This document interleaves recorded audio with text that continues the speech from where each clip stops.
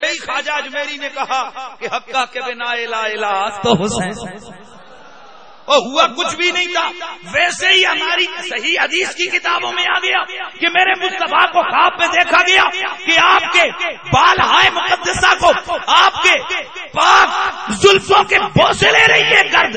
پوچھا گیا تو آپ نے فرمایا میرا حسین شہید ہو گیا. ہوا کچھ بھی نہیں تھا. ویسے ہی امام احمد بن حنبل نے یزید کو کافر کہہ دیا. میرے سامنے یہ للے بن کے نہ بیو نا، بسم اللہ کرو نا ذرا، سبحان اللہ دی آواز ہے ذوق دے گا. وہ کیا حضرت ہے امام احمد بن حنبل نے ویسے ہی یزید کو کافر کہہ دیا. وہی کچھ بھی نہیں تھا. ابے پاگل آدمی ذرا آ امام زین العابدین سے پوچھ. امام زین العابدین رضی اللہ تعالی عنہ امام باقر فرماتے ہیں میں نے اپنے ابا کو اپنی پوری زندگی کبھی مسکراتے نہیں دیکھا. آج تو یہ جو دعوے کر رہے ہیں نا غم حسین کے، ان کے جلوسوں میں دیکھو تو جناب دانت کھول رہے ہوتے ہیں اور ایک ٹپیکل اور ڈرامہ لگایا ہوا ہوتا ہے. پتا چلا یہ حقیقی غم کوئی نہیں، ایک روایتی ہے. اور حقیقی غم اگر کسی کے سینے میں تو اس کا نام سنی ہے. وہ حقیقی غم حسین تو ہمارے سینے کے اندر ہے. وہ تو ہمارے دل سے پوچھ کہ 10 محرم کیا ہم تو پورا سال ہی غمگین رہتے ہیں. ہاں یاد حسین وہ کون سا دن ہے کہ جس دن سنی کے پاس یہ نہیں ہے کہ ہم سال کے بعد اپنا جھنڈا نیا لگوائیں، سال کے بعد اپنا رنگ روغن شروع کروائیں، سال کے بعد تیزی شیزی لے کے آئیں. ہم تو ہر وقت حسین حسین کرنے کے قائل ہیں. ہمارا تو ایمان ہے کہ ایک لمحے کے لیے بھی حسین سینے سے نکل جائے بندہ مومن نہیں. اور یہ قانون ذہن میں رکھنا، ایک نیام میں 2 تلواریں نہیں آتی ہیں.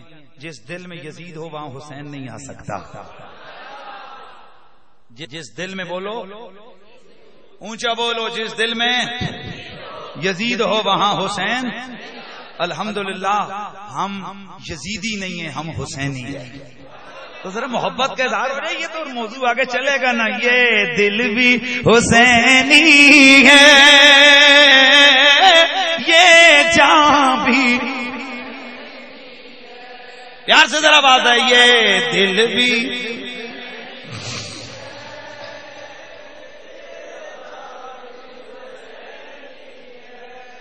جتنے بیٹھے ہو نا دل دیاں سا لا کے ذرا گج کے کیا پتہ یار کل یہی جملے ہمارے قیامت والے دن کام آ جائیں. اور میں آپ کو ایک بات بتاؤں، قیامت والے دن ہر ایک آدمی کے لیے جنت کے اندر انٹری ہو. آپ اگر کہیں مکان میں جانا چاہیں تو سب سے پہلے آپ کے پاس مکان میں داخل ہونے کے لیے رجسٹری کی ضرورت ہے. تو جنت میں ویسے ہی داخلہ نہیں ہوگا، وہاں بھی انٹری کے لیے ایک رجسٹری کی، ایک ٹوکن کی، ایک ٹکٹ کی، ایک انٹری پاس کی ضرورت ہے. اور اس انٹری پاس کے اوپر لکھا ہونا چاہیے حسینی. کیونکہ میرے مصطفیٰ نے گارنٹی دے دی ہے، میرے آقا نے فرما دیا ہے کہ الحسن والحسین سیدہ شباب اہل الجنہ. اور حسن و حسین جنتیوں کے اور جنت کے مالک ہیں یہ لوگ، اور جنت کی پراپرٹی ان کے نام ہو گئی ہے. اور جنت کی پراپرٹی ہائے ہائے حضرت صاحب ملا صاحب، اور تم باغ فدق کے جھگڑے لے کر بیٹھ گئے ہو. ایک چھوٹے سے باغ کی بات کرتے ہو.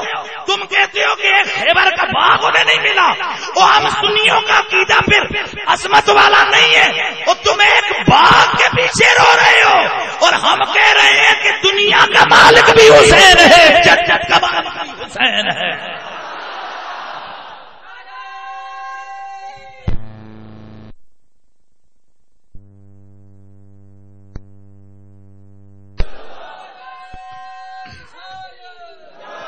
تو اب ذرا جوم کر آواز ہے. یہ دل بھی حسینی ہے، یہ جان بھی، یہ دل بھی،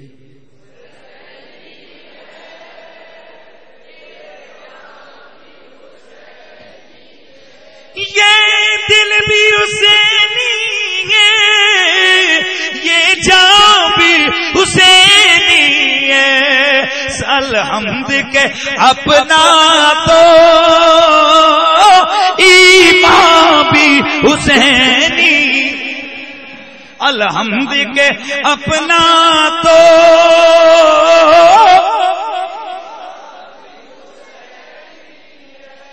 امام زین العابدین رضی اللہ تعالیٰ عنہ کے لختے جگر حضرت امام باقر رضی اللہ تعالیٰ عنہ آپ فرماتے گئے میں نے پوری زندگی حضرت سرکار زین العابدین کو کبھی بھی مسکراتے نہیں دیکھا، کبھی ہنستے نہیں دیکھا۔ میں نے ایک دن پوچھا ابا جان یہ مسکرا بھی لیا کریں، یہ دنیا ہے، یہاں رویا بھی جاتا ہے، یہاں مسکرایا بھی جاتا ہے۔ حضرت امام زین العابدین کی آنکھوں سے آنسو نکل پڑے، فرمایا باقر اگر تو کربلا میں ہوتا تو مجھے یہ کبھی نہ کہتا۔ میرے بیٹے جو کربلا کے ظلم و ستم میری آنکھوں نے دیکھے نا، اگر وہ تو دیکھ لیتا تو تیرا کیا حال ہوتا؟